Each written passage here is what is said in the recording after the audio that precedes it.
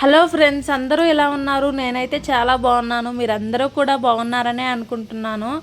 ఇవాళ అయితే నేను ఒక స్పెషల్ కర్రీ చేశాను. అది వీడియో తీసి అప్లోడ్ చేశాను. మీరైతే నా యూట్యూబ్ చూసే వాళ్ళందరూ సబ్స్క్రైబ్ చేసి వీడియోకి లైక్ చేసి కామెంట్ చేస్తారని మనస్ఫూర్తిగా కోరుకుంటున్నాను. ఇంకా ప్రాసెస్లోకి వెళ్దాం. ఇవాళ అయితే బీరకాయ పచ్చెనగపప్పు కర్రీ చేశాను. చాలా అంటే చాలా బాగుంది. మీరు కూడా తప్పకుండా ట్రై చేయండి, బాగుంటుంది. ఎలా చేసానో చూద్దాం. ముందైతే పచ్చెనగపప్పు తీసుకొని ఒక గ్లాస్ కడిగి పెట్టి నానబెట్టాను అనమాట, ఒక 1 అవర్. తర్వాత అయితే బీరకాయలన్నీ బాగా నీట్గా పొక్కు తీసేసి మొత్తం చిన్న చిన్న ముక్కలుగా కట్ చేశాను. అలాగే ఆనియన్స్, టమోటా కూడా కట్ చేశాను. బీరకాయ పొక్కు చూసారా ఎంత వేస్ట్ పోయిందో కదా. అసలు బీరకాయలో అయితే చాలా ఫైబర్ ఉంటుంది. బీరకాయ తింటే చాలా మంచిది మన ఆరోగ్యానికి కూడా.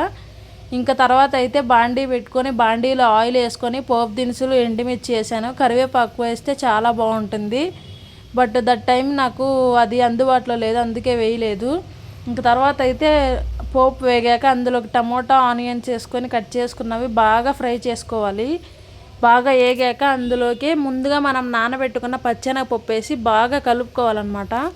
ఆ పచ్చెనగపప్పుని కొంచెం లో ఫ్లేమ్లో పెట్టుకొని కొంచెం సేపు బాగా ఫ్రై అవ్వాలి. ఎందుకంటే అవి నానుంటాయి కదా, బాగా ఉడుకుతాయి అన్నమాట.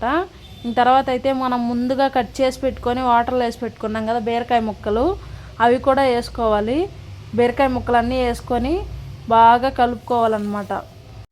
ఆ బీరకాయ ముక్కల్లో ఉండే వాటర్కే కూర సగం ఉడికిపోతుంది. చాలా బాగుంటుంది కర్రీ. ఖచ్చితంగా ట్రై చేయండి, చాలా టేస్టీగా ఉంటుంది. ముక్కలన్నీ కలుపుకున్న తర్వాత మూత పెట్టేసుకొని అలా కొంచెం సేపు ఉడికించుకోవాలి. కొంచెం సేపు ఉడికాక అందులోకి తగినంత పసుపు వేసుకోవాలి. పసుపు కొంచెం లైట్గా వేసుకోవాలి, అంత ఎక్కువ వేసుకున్నా మరీ బాగుండదులేండి. ఇంకా పసుపు కూడా వేసుకొని బాగా కర్రీ మొత్తం నీట్గా కలిపేసాను అనమాట. తర్వాత వాటర్ చూడండి ఎలా వచ్చాయో, ఆ వాటర్ తోటే ఉడికిపోయి ఉంటుంది. ఇంక మనం అందులోకి తగినంత సాల్ట్ వేసుకొని మళ్ళీ బాగా కలుపుకొని మళ్ళీ మూత పెట్టుకొని మళ్ళీ ఉడికించుకోవాలి కొంచెం సేపు. ఇంకా అలా బాగా కర్రీ అంతా ఉడికిపోతుంది. బాగా చాలా టేస్టీగా ఉంటుంది. అంతా ఉడికిపోయాక మళ్ళీ 2 టేబుల్ స్పూన్స్ కారం వేసుకోవాలన్నమాట. మీకు మీ టేస్ట్కి తగినంత వేసుకోండి. కారం వేసుకొని మళ్ళీ కలుపుకోవాలి. అసలు ఇలాంటి కర్రీ చపాతీలోకి అయితే చాలా అంటే చాలా బాగుంటుంది. మేమైతే ఎంతో ఇష్టంగా తింటాము. అసలు ఇలాంటి కర్రీ ఉందనే నాకు నిజంగా తెలీదు. మా పెదమ్మ వాళ్ళ ఊరికి వెళ్తే ఒకసారి చేసింది, అక్కడ తిన్నాను. అప్పటి నుంచి ఈ కర్రీ చాలాసార్లు చేశాను, నాకు బాగా ఇష్టం కూడా. తర్వాత అయితే మనము ఆ కర్రీ ఉడుకుతుంది కదా, ఆ కారం వేసుకున్న తర్వాత అందులోకి 1 spoon garam masala, 1 spoon coriander powder వేసుకొని బాగా ఉడికితే ఇంకంతే, చాలా టేస్టీగా ఉంటుంది. ట్రై చేయండి కర్రీ.